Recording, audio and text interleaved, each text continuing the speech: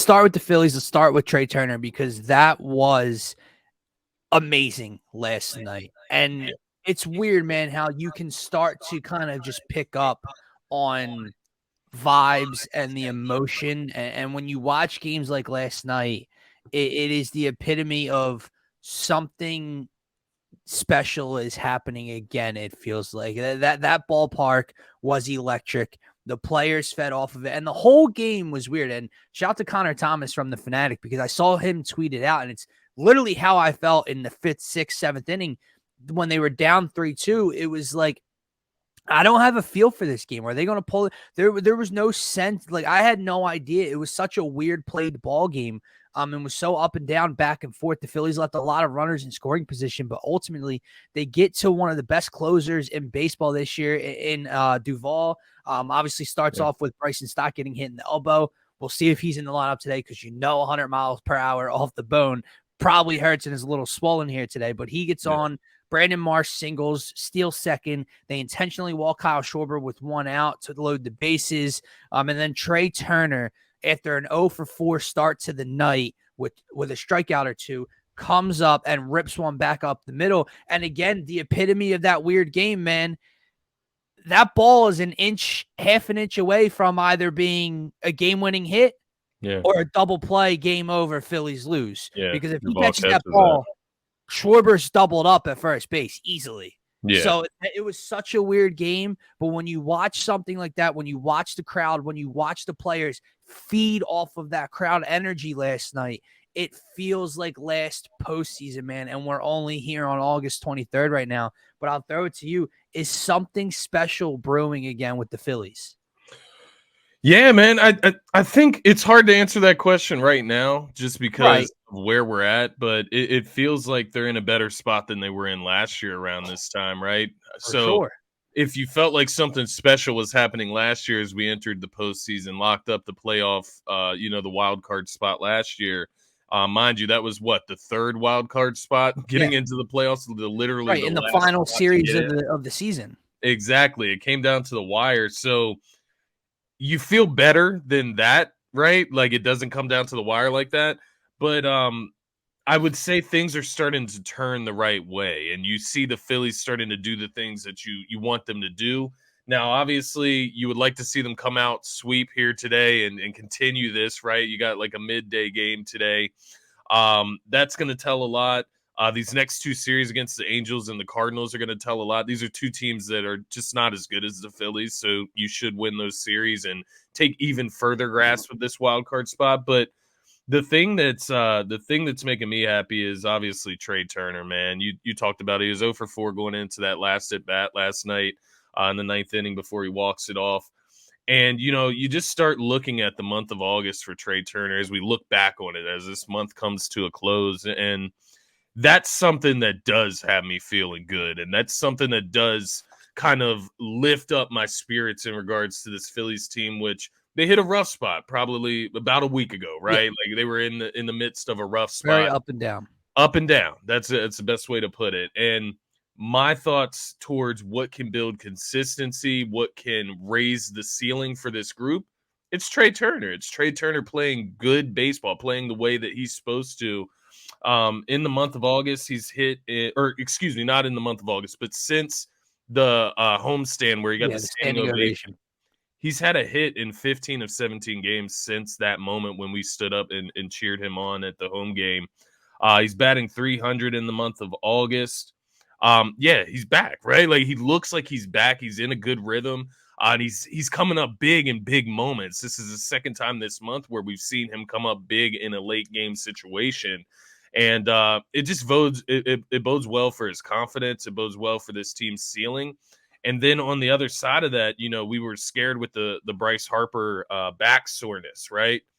He comes out, he hits two back-to-back not back-to-back home runs, but back-to-back games with they count. home runs. That's what I meant to say. Yeah, sounds a lot better when you say back-to-back, but no, back-to-back games with a home run in each game. 4 RBIs across those 2 games, 4 hits across those 2 games. So looks like Bryce Harper is not only back from that back soreness or whatever that worry was, but also getting his power back. So everything's looking right. You just want to see them continue to build that Yeah. consistency and try to get out of that that up and down momentum, right? Try to keep it consistent all the way through September. That way we go into the playoffs and into the postseason fully confident and in full swing. That's what I want to see. But nonetheless, as you ask the question, is it feeling like there's something special with this team? Yes, because this team lost in the World Series and then they added the best shortstop in baseball. So when you see the best shortstop in baseball starting to look more like that, as he did not look like that early on in the season, then yeah, I would say something special is going on here because you needed a ceiling raiser after you lost to the Astros in the World Series last year. It's a great point, man. And he's finally starting to deliver like the best shortstop in baseball. And when you put that player in the middle of this lineup, that is ultimately what we looked at as the difference maker back in March when he signed here, or back in February, whenever it was when he signed here with the Phillies. And it's starting to come through. Look, a few things, right? It's only 2 games, but that consistency you talked about is what they were able to do the last 2 nights, right? You have Aaron Nola come out and give up a run, load the bases with 1 out or no outs. Yes, last night he battles through. He ultimately gets through 7 innings pitched. How about that? Right? Yeah. How about that? Yesterday, Taijuan Walker gives up a run in the first inning, throws in the mid-20s pitches total in that inning. He battles through, gets through 6. The bullpen, so that you had the pitching the last 2 nights really step up, and the bullpen hold things down after the starters. And then the bats, timely hitting. Obviously, last night it was looking a little bleak, looking a little scary for the left bases loaded ones with Trea up the bat, left second and third up. They left a lot of runners in scoring position, but they came through when it mattered most in the bottom of the 9th. Here's why I say it's feeling special already. And I talked about this with Parcero on the Citywide special yesterday afternoon. So go check that out, everybody, if you haven't already. But you mentioned getting that consistency going through the regular season. And don't get me wrong, like that's everyone's hope. And that's what great teams can do. But we love to hang our hats on every win and loss. We love to overanalyze in this city, right? We love to get our emotions up and down with every game over 162 game marathon.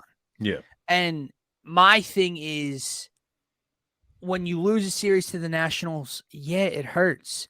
When you lose a series at home to the Twins after you were rolling for a little bit, yeah, it hurts.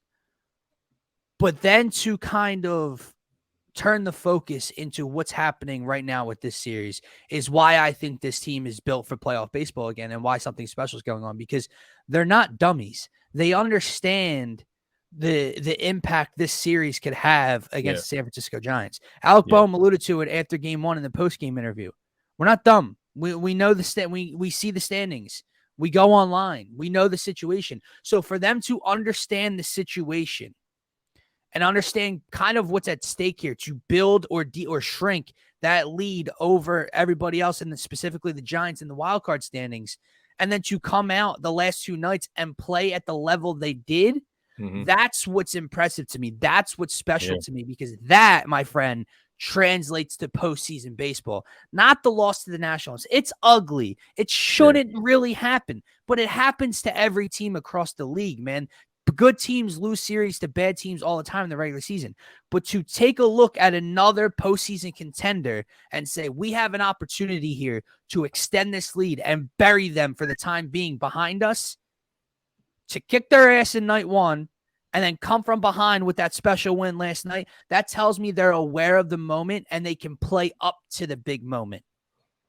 And by the way, that crowd is ready for more big moments. Yeah, so and that's kind of where my mindset is at right now. No, I think that's a great point. And to your point, when you have a dismal series like that against the Nationals, to gain that boat of confidence back from a series like that, you come out and you beat the Giants 2 times in a row at home, right? And then maybe just maybe we can sweep them today, and then now they look really good, right? Now they're really making their statement that they're separating from the Giants.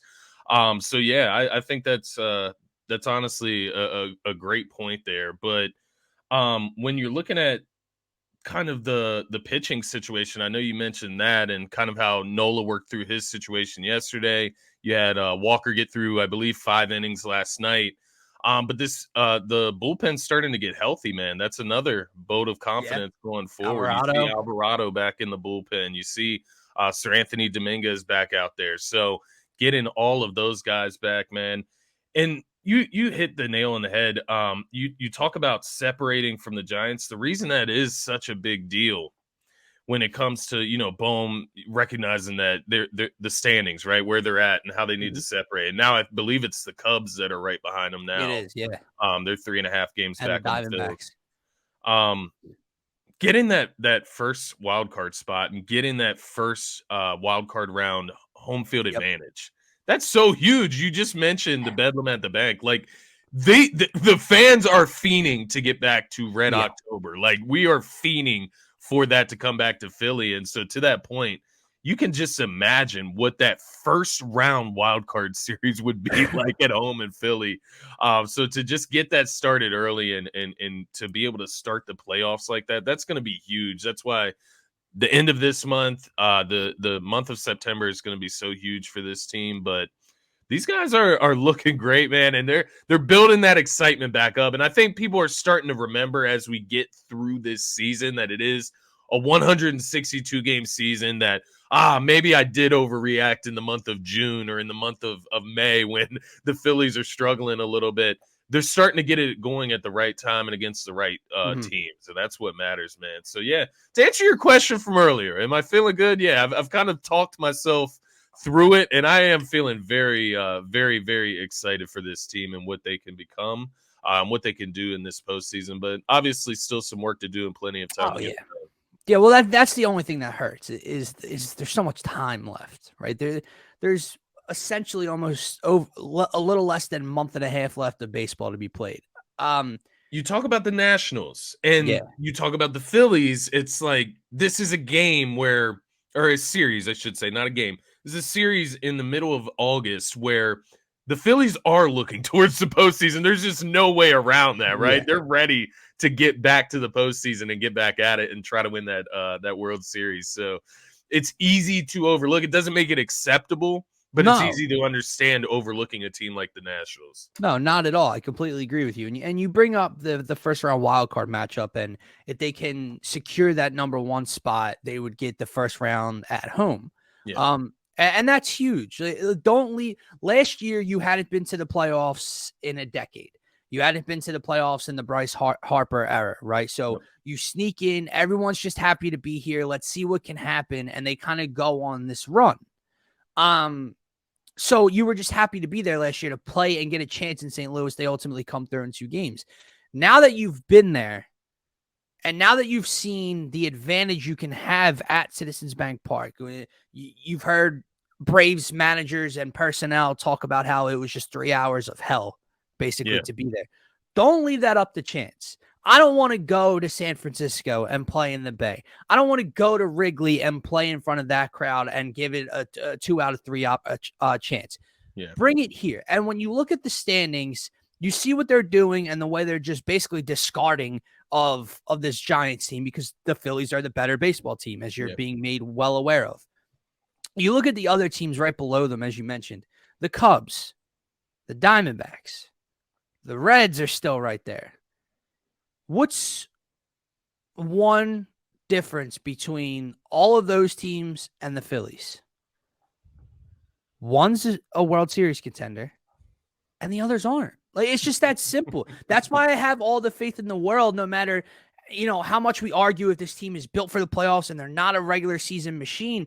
They still need to secure that number one spot because, man, you guys were 2 wins away from winning a world title last year. You have your eyes focused on getting back to that mountaintop. The Cubs, the Reds, the Diamondbacks, they're you of last year. They're just trying to get in. So I'm looking for the Phillies to keep taking command and keep taking control of the situation at hand, because John Kruk talked about last night. It's up to them. It's up to them to play that, to hold on to this spot, man. How do you feel about this comment? Because it just come on. It leads me back to what we just talked about. And they were a World Series waiting team to get last to the playoff. year. Like you in the regular season of 162 games, you win any way you can, right? Like you I'm take any not win you like can get. I'm not refuting this. I agree 110% with you. That's a struggle over a 162 game marathon. Yeah. This struggle shrinks when it comes to postseason baseball. And yeah, they got no hit in the World Series, and you kind of saw some fatigue with the arms at the end of the season last year and everything like that. But I don't, your opinion, man. Like, But they were 2 wins away from winning it all last year. You're seeing how they're starting to play right now. They're 12 games over 500. They've been the second best team in baseball since June. So how inconsistent are they really? compared to the rest of the field, That's what I'm saying. that's how I'm feeling. Like point, they're man. the We third hang best our record in the NL. Like, you know what I mean? Like the Dodgers and the Braves, sure, if they run into those teams in the playoffs, which they probably will in the NL, right. It's going to sure, be it's going to be a series. Like it's going to be a dogfight. But if you look at the NL, who's the third team that has the best chance at winning the World Series or getting to the World Series? It's the Phillies by far. Like it's not. Yeah, I don't know, man. No, listen, I get what he's saying because like we talked about in the beginning of the show, we do love here in Philadelphia to hang our hats on every win and loss, and we love the struggle bus, right? Rightfully so. But like they had the second or third best record in the entire league since June 2nd. So how inconsistent is that really? Or do we just consider them inconsistent? And the point, they don't score consistently after scoring 10 runs in a game. Man, that's just the Philadelphia mindset. Like that's something me and my uncle joked about on Saturday when they scored 8 runs in the inning. Oh, they probably won't score tomorrow. Well, they didn't. But then they scored 10 runs against the Giants, and then they beat the Giants. See, man, I just can't get with you. If they can get there, they can win it. Like, because like that's what happened in the postseason last year is that the bats and the pitching staff got hot at the same time. Like that's what happened. It's not that was happening all throughout last season. It's not the case. We are in a better spot right now than we were last season. That's why I don't understand the skepticism. They have a deeper bullpen. They have a deeper pitching staff. Like Lorenzen's throwing today. They're throwing 6 arms right now that are all serviceable. 3 of those can go to the pen come playoff time. Trea Turner was the missing piece. He's starting to heat up.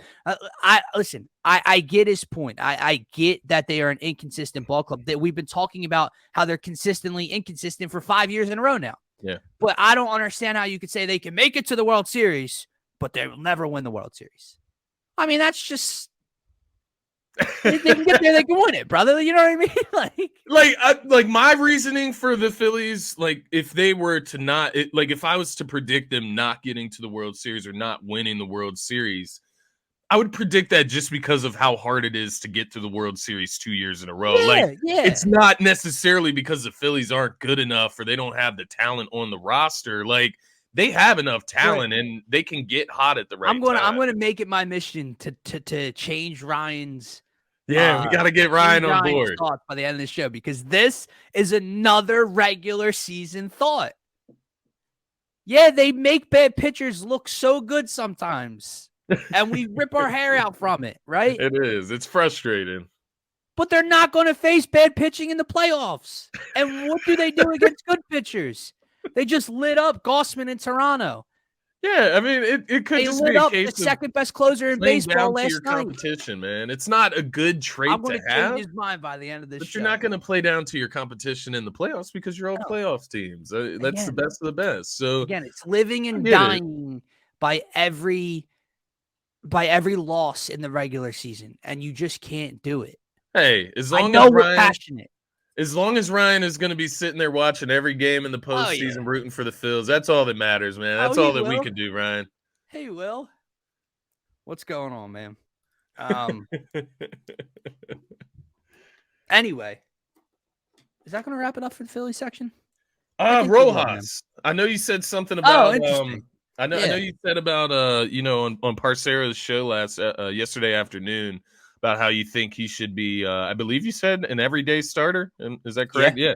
He's batting .289 since he was called up. So I mean, if he's batting at that average, he's obviously great. He's a plus in the outfield. So I think it's a no-brainer. And I say that with the thought process of Marsh being an everyday player as well. Like Obviously, Topper's going to get guys rest, and he's going to rest Bryce's body and arm in the regular season. That's fine. But I'm talking more or less come postseason ball. If this is your roster, this is how you're looking health wise.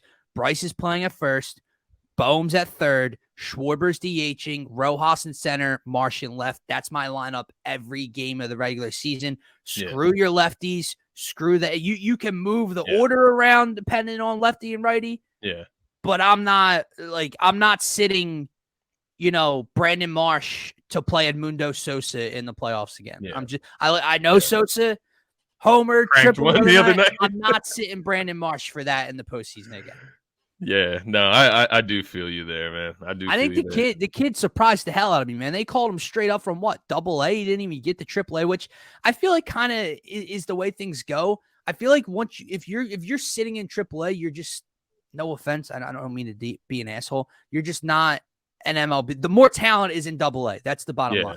Yeah. So when he first came up, I'm like, they just called him up from AA. Like, is he really ready to play on, a team with World Series aspirations? And he's come right in and fit right in, man. The thing I like about watching the kid, how so young he is, he's playing between Schwarber and Castellanos and all these veteran guys. He has command of that outfield. Yeah, he's you watch Brandon Marsh check in for him last night, and immediately him and Castellanos have a communication mistake, and a ball drops down for a double. They're lucky another run didn't score when Soto was pitching in the eighth.